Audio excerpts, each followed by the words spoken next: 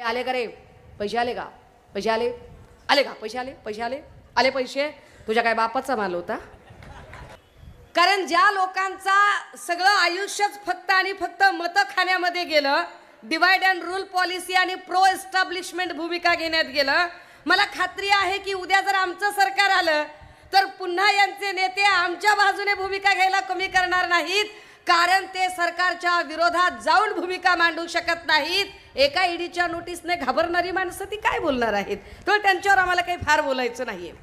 शेतात तिकडं शेतकरी बाप बांधावर आत्महत्या करत असतो आणि इकडं नोकऱ्या मिळत नाहीत म्हणून कंपन्यांपासून उदास झालेला सुशिक्षित तरुण इकडे आत्महत्या करतो. जगायचं कसं या लोकांनी? याच्यावरती काहीही बोललं जात नाही, यावर चकार शब्द काढला जात नाही, यावर कुठल्याही प्रकारचं भाष्य केलं जात नाही. भाष्य करतात ते फक्त जाहिरातींवर. ए आले का रे? पैसे आले का? पैसे आले? आले का? पैसे आले? पैसे आले? आले पैसे? तुझ्या काय बापाचा माल होता? पैसे आले का म्हणजे काय? पैसे आले का? कुठले पैसे विचारताय तुम्ही? कुणाच्या पैशाबद्दल बोलताय तुम्ही? काल धनंजय महाडिक सारखा एक डांबीस माणूस बोलतो, सत्तेचा माज बोलतोय त्यांचा. काय बोलतोय तो? काँग्रेसच्या रॅलीमध्ये जर कुणी गेलं तर त्यांचे व्हिडिओ काढा, फोटो आम्हाला दाखवा, बघा आम्ही त्यांचं काय करतो ते. कशासाठी? पैसे आमच्याकडून घेता. तुझ्याकडून घेतो म्हणजे काय बापदाद्याची प्रॉपर्टी विकून दिले का पैसे? काय एकनाथ शिंदेनी तापोळ्याची जमीन विकून पैसे दिले का? देवेंद्र फडणवीसांनी नागपूरच्या रेशीम बंगला विकून पैसे दिले? पैसे आमच्या जीएसटीचे होते, पैसे आमच्या कष्टाचे, आमच्या टॅक्सचे पैसे होते. बरं पैसे तुम्ही दिले म्हणजे असा काही उपकार केला? हे बदमाश लोक बहिणीच्या नात्याची टिंगल उडवतात, त्या बहिणीच्या नात्याची इज्जत काढतात, कारण यांना बहिणीचं नातं कळत नाही. यांना जर बहिणीचं नातं कळत असतं तर आमचे जिशान सिद्दकी ज्या पक्षाकडून उभे राहिलेत त्या पक्षाच्या नेत्याने आपल्याच बहिणीच्या विरोधात बारामतीत उमेदवार उभा केला नसता.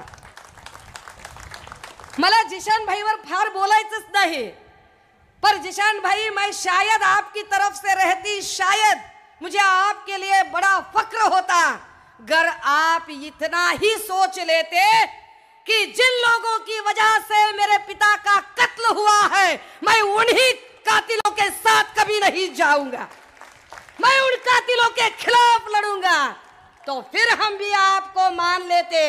लेकिन आपका इस तरह से फिर उन्हीं कातिलों के साथ सरेआम घूमना यह हमारी तौहीन है. ही महाराष्ट्राची ओळख नाहीये, ही महाराष्ट्राची अजिबातच अस्मिता नाहीये. दादा हो, काही निवडणूक महत्वाची वाटते की कोरोना काळामध्ये जेव्हा सन्मान्य पक्षप्रमुख प्रचंड आजारांनी ग्रस्त होते आणि एका माणसाला अत्यंत विश्वासाने काही काम करायला दिलं आणि त्या माणसाने भलतंच काम केलं. ते भलतंच काम करताना त्याने इथला राजपाट पळवायचा प्रयत्न केला. तो राजपाट पळवताना जाताना जो माणूस सांगत होता की राष्ट्रवादी सोबत जाणं आम्हाला पसंत नव्हतं, बरं का, हा राष्ट्रवादी सोबत जाणं आम्हाला पसंत नव्हतं म्हणून आम्ही बाहेर पडलो, आणि त्याच राष्ट्रवादी सोबत पुन्हा पहाट पहाट एकदा लव्ह मॅरेज, पुन्हा घटस्फोट, पुन्हा दुपारचं लव्ह मॅरेज. अरे काय धंदा चाललाय? आम्ही काय येडे आहेत का? म्हणजे आम्ही काय बघलत रेडिओ आहे का? आम्ही काय धोत्रावर इन करतो? काय आहे नेमकं? बरं यांची भाषा काय आहे? काय पद्धतीची भाषा वापरतात? कधी संसद रत्न सुप्रिया सुळेंबद्दलची वाहियात भाषा, कधी ते बदमाश काही वाचाळ शिंदे गटाचे त्यांची महिलांबद्दल वाहियात भाषा. काल परवा काँग्रेसचे नेते बाळासाहेब थोरात यांच्या कन्येबद्दल सुजय विखेने वापरलेली भाषा, ही भाषा कधीही महाराष्ट्रात नव्हती. महाराष्ट्राने एक सुसंस्कृत राजकारण बघितलं होतं. त्या सुसंस्कृत राजकारणाचं सगळ्यात जास्त वाटोळं जर कुणी केलं तर ते देवेंद्र फडणवीसांनी केलं. अजितदादा सारख्या माणसावर 70,000 कोटीच्या घोटाळ्याचा आरोप करणारेही हेच होते, आणि पुन्हा अजितदादांच्या सोबत लविंग किसिंग पिसिंग विसरून गेले आणि किसिंग सुरू झालं. काय धंदा आहे? इथे तर आपण बघितलं की जे उमेदवार उभे आहेत त्यांची तर काय पद्धतीने, पण उमेदवाराने तरीही विचार करू नये की अरे ज्या लॉ अँड ऑर्डर बिघडलेल्या व्यवस्थेमुळे हे सगळं घडलं, आणि ही व्यवस्था बिघडली कुणामुळे? तर इथल्या गृहमंत्र्यांमुळे. त्याच गृहमंत्र्यांच्या सोबत आणि त्याच लोकांच्या सोबत आपण पुन्हा जावं का की ज्यांनी सगळी लॉ अँड ऑर्डर बिघडून टाकली, ज्यांनी सगळा कायद्याचं 3-13, 9-18 करून टाकलं. वरून काय बोलतायत ते असं म्हणतात की ते संविधानाचं काय म्हणे तर राहुल गांधींनी काय पुस्तक हातात घेतलं ते अर्बन नक्सलवादी आहेत का तर लाल रंगाचं पुस्तक हातात घेतलं. दादा हो, माझ्या हातात हे लाल रंगाचं पुस्तक आहे. काय आहे हे? ही ओरिजिनल प्रत आहे. ही ओरिजिनल इंडियन कॉन्स्टिट्यूशनची प्रत आहे. ही ओरिजिनल कॉन्स्टिट्यूशनची प्रत या देशामध्ये लिहावे कसे, बोलावे कसे, चालावे कसे, शिकावे कसे, नोकरी कशी मागावी, प्रमोशन कसं मागावं, इन्शुरन्स कसा करावा, घर कसं घ्यावं, अपघाताचा विमा कसा मागावा, जगावे कसे, मरावे कसे, पुरावे कसे, या प्रत्येक गोष्टीचा कायदा ज्याच्यात लिहिलं ती कायद्याची ही प्रत. ही कायद्याची प्रत हातात घेतल्यावर इथले गृहमंत्री जावई शोध लावतात की अर्बन नक्सली आहेत ही माणसं. त्यांचे भक्तुल्य म्हणतात अहो ते उगाच वर कव्हर होतं, मध्ये काहीच नाही, मध्ये कोरी पानं होती.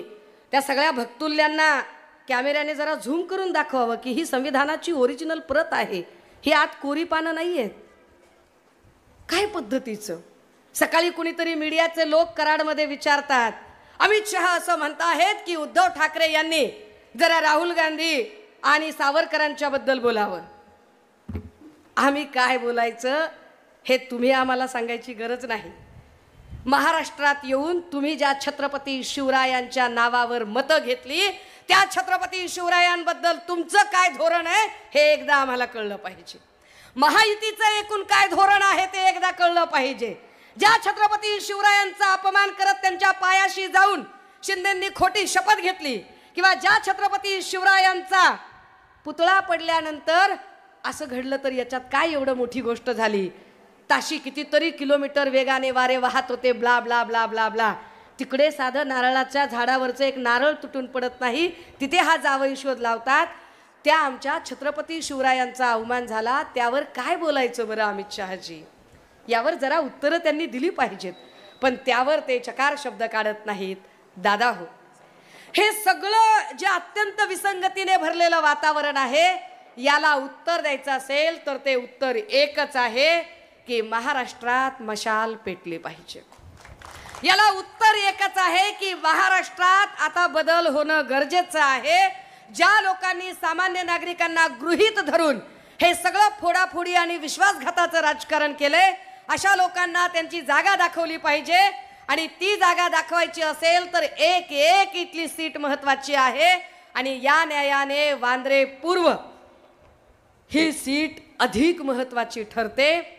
आणि म्हणून आणि मला आनंद आहे, मला अभिमान आहे की या सीटवरून एक असे शिलेदार उभे आहेत की एवढा सगळा फोडाफोडीचा पाडापाडीचा काळ चालू होता तरी सुद्धा न डगमगता त्यांनी ताकदीने पक्षाच्या सोबत थांबलेच थांबले.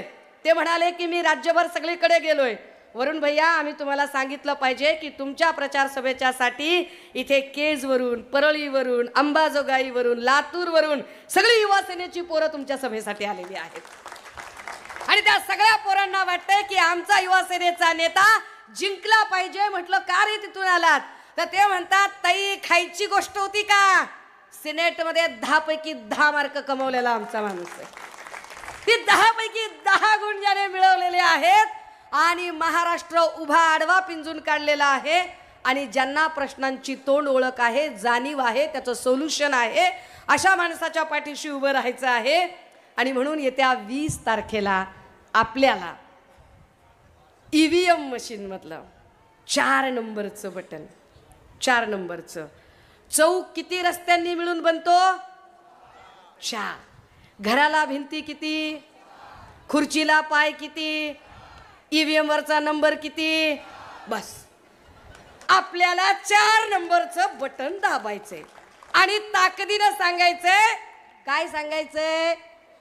समोरच्या उमेदवाराला सांगायचंय बापू तुझ्या हातात जरी काही तू बांधलं असलं तर टाइम फक्त आमचाच आहे बरं का. टाइम आमचाच आहे. आणि त्यामुळे आमचा जो टाइम आहे तो टाइम आम्ही डंके की चोट पर सांगतोय. लढणार आणि भिडणार. महाराष्ट्रात फक्त आणि फक्त मशाल पेटणार.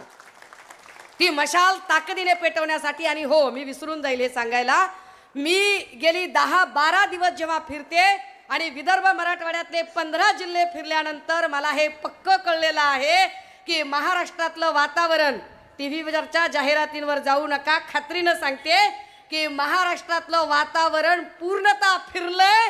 आता जनतेचं ठरलंय, महाविकास आघाडीचं सरकार येणार आहे.